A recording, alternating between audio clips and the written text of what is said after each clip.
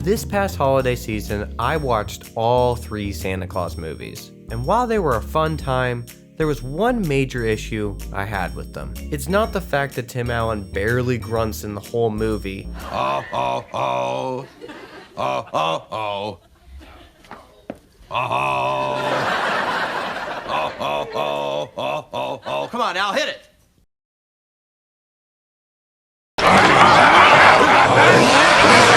Or wondering what happens to Mrs. Claus if Santa dies on the job. Or the fact that Jack Frost is just super horny all the time for himself. Jack Frost, nibbling at your nose. But rather, it was the absence of the best character in the whole franchise in the 3rd movie, Bernard. Where is Bernard? Your response back is probably something like, Well, actor David Krumholtz was filming the show Numbers at the time, so he wasn't available for filming. That's what it sounds like when you try to talk about movies, okay? Let's leave the movie trivia, the Santa Claus stuff to me. Because listen, I'm not talking about the movie business or actor schedules in this video. I'm talking about canonically, where is Bernard? I don't know the last time you saw Santa Claus 3: The Escape Clause, but they don't even mention him in the movie. It's not like Bernard had this really small job at the factory. He wasn't like Judy, who was clearly replaceable. He was the head elf. He was like the leader of all the elves. Who made this? Disney? Come on, Disney. Have you not watched my other videos? I've already yelled at you before. Come on! As I began my research to try to get to the bottom of this mystery, I went to the most obvious first source, Disney Wikipedia. And while it was great to read that Bernard likes PETA and dislikes Curtis playing music on the job, slackers, not getting things done, it was information that I already knew. I kept searching Bernard's profile on Disney Wikipedia until I got to the very bottom of the article and found what I was looking for. Vital information about Bernard's absence in Santa Claus 3: The Escape Clause. It reads, Bernard does not appear in this film, as due to his actor being in a TV series. We don't care about this detail, it's Hollywood crap. His absence goes unmentioned, and Curtis is head elf in his place. It's possible that he either retired from his position as head elf or was on a probably much needed furlough at the time of the film, and Curtis only assumes his position temporarily. And that feels like a fine conclusion to this story. Bernard retired or he's on vacation. It's a simple answer, and maybe he just wasn't there during Santa Claus 3. At least that's what I thought, until I read the last sentence in the article. Even though he doesn't appear, the novelization uses his character. What? The novelization? There's a book version of this movie? Yes. Santa Claus 3: The Escape Clause is also a book. I was so incredibly eager to get my hands on this book. And while I want to get a physical copy someday, as everyone should, I was thankfully able to find a digital version of it on the Internet Archive so I could begin my research. I opened up the book, read all the important details because I wanted to make sure that this book was technically canon to the feature films, and then turned to a page that was labeled A Warning for All Readers.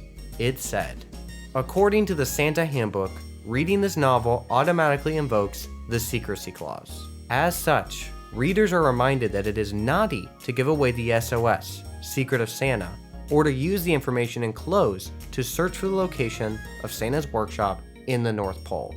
Readers should also note that it is nice to give away presents and to search for the true meaning of Christmas in their hearts. Remember, the big guy's making a list, and he's checking it twice. Signed, Bernard, Head Elf, North Pole. In this moment, I had a huge sigh of relief, because Bernard's not dead. And frankly, that's the only thing I could think about when I was watching Santa Claus 3: The Escape Clause. That he was dead.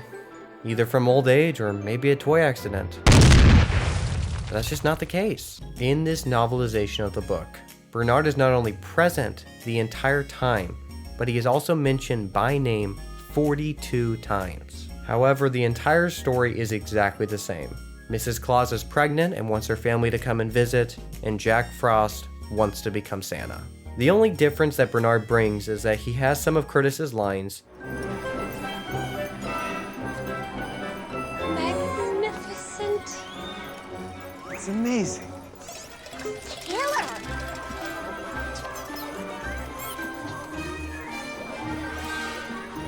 No, Please remember, you're welcome to observe, but don't touch anything or otherwise interfere with the toy-making process. I'll make sure she doesn't get into anything. Look! Kobe the magic pans and accessories!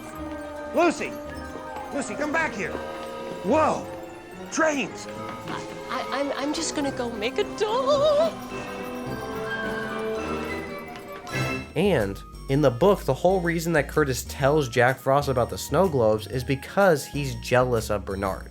So it's good to know that Curtis sucks in both versions. I also think that in the book, the factory probably ran a lot smoother because Bernard was there. They don't ever mention it in the book, but I just assume with someone like Bernard in charge, the factory is just going to be way more efficient. Honestly, Curtis is just not head elf material. And with him stepping back, there's less stuff to mess up, and he can keep a better eye on Jack Frost. Everyone wins in this situation. So it's clear that both the movie and book are canon. But can that be possible with Bernard only being present in one of them? Well, I think it's pretty clear we're dealing with two separate timelines. The Bernard timeline and the non-Bernard timeline.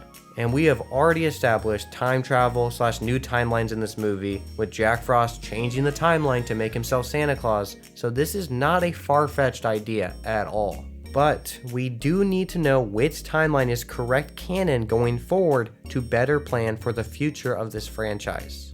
As many of you know, Disney just announced that they are developing a new Santa Claus series on Disney+.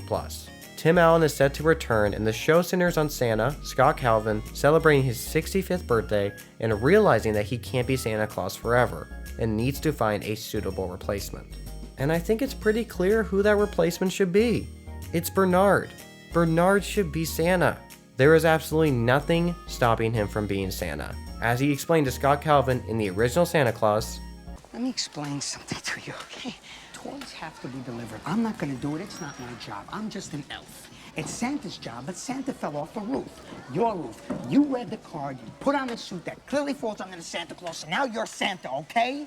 doesn't matter who it is. Human, elf, dog, Jack Frost, whoever puts on the suit after Santa dies becomes Santa Claus. Those are the rules. So clearly I have been thinking about this series a lot since its inception, and I want to put my hat in the ring for the potential story this show could tell. So, if there are any Disney executives watching right now, here is my official pitch for the Disney Plus Santa Claus show that I am giving to you for free. For simplicity's sake of this pitch, I will be using the non-Bernard timeline to stay consistent with the movies. But because both the non-Bernard timeline and Bernard timeline have the same outcome, Bernard is alive in both timelines. Here is my pitch. We start on an old Santa Claus. His beard is even wider than normal, and he's balding. Clearly, he's past his prime. He looks down on the factory, knowing that this adventure could end any day. He knows he's getting older, and he can't do this forever. Mrs. Claus approaches him, knowing that something is up. Santa explains what's going on, but Mrs. Claus reminds him to enjoy the moment and not to dwell on the future. Santa then mentions that he might need to start thinking about a potential replacement, which Mrs. Claus is appalled by. She mentions that he shouldn't try to meddle with destiny, and reminds him of both the toy Santa Claus in Santa Claus 2 and Jack Frost in Santa Claus 3. She's also clearly concerned with what her life looks like if she loses Santa. Santa listens and agrees, but he just can't stop looking at the workshop and the idea of leaving these elves with someone he doesn't trust as Santa. He excuses himself and says he needs some fresh air. He heads outside, gives one of his reindeer a carrot, and goes and sits down in his sled. He looks down at his sled controls and sees a contraption that's attached to his sled that's pretty dusty. It's the Elf Tracker 3000. This device was used to pick up and find elves that would go scout out for the new Santa, as we saw in the original Santa Claus movie. It could also be used to find elves that were maybe lost in a blizzard, ran away, etc. However, it had been rarely used with Scott Calvin with how much of a tight ship he ran at the North Pole. Santa blew the dust away and hesitated. He clearly had something on his mind. He takes a deep breath and powers on the Elf Tracker 3000. He then begins to type BERNARD. Suddenly, the sleigh begins to shake and goes into autopilot mode. Santa grabs the reins and the sleigh takes off. As Santa begins to fly away, he takes one final look at the North Pole, not knowing if this will be the last time he sees it. Then, as the sleigh passes the camera, the title of the show appears, The Santa Claus, The Search for Bernard. As the show continues, Santa finds Bernard, who's become a hermit living by himself. We figure out why they had a falling out, and Santa continuously tries to convince Bernard that he should be Santa. The only problem is that if Bernard becomes Santa, he will no longer be immortal like every other elf, and has to contemplate if he would rather be Santa or live forever. That is my pitch. The ball is now in your court, Disney. It's time for Bernard to be Santa. And if you want to hire me as a writer for the show, I'm basically free 100% of the time. And if you watch the video, it's pretty clear I'm kind of a big fan of Bernard. Thanks for watching.